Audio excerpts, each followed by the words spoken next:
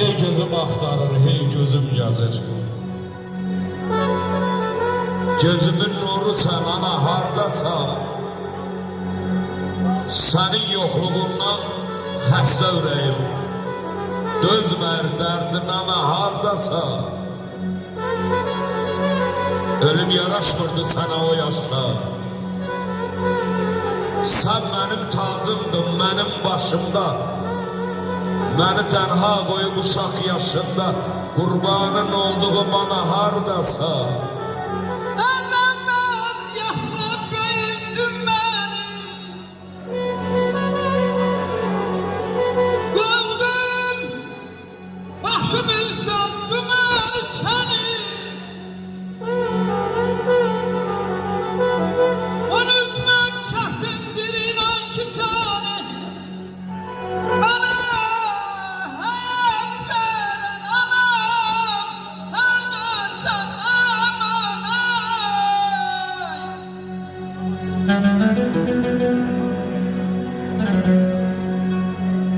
Şəklinə baxıram,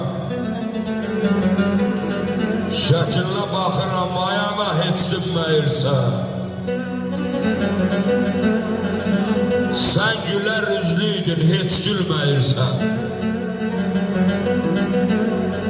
Elə bilsən sağsan, heç ölməmisən, qayıt gəlimi dumana hardasan?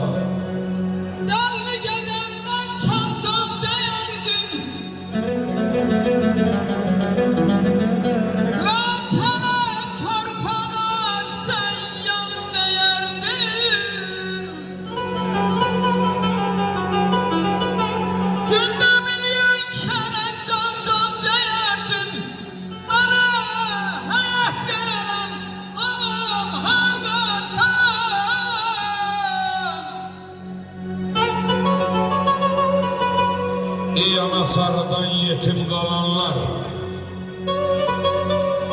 onlar başa düşər məni tez anlar. Anası olmayan ana soraqlar, səs ver harayma ana hardasan?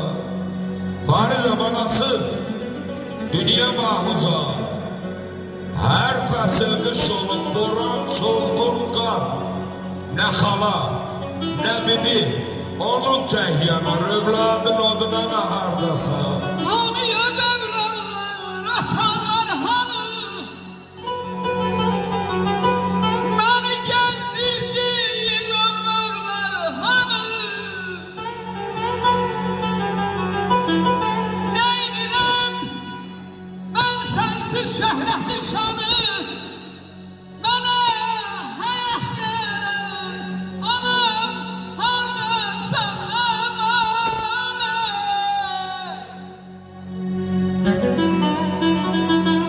Mən aşıqam beçə balı,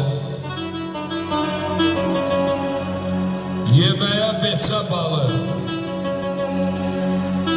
Analar elə lay lay dedi, döndərdi heçə balı.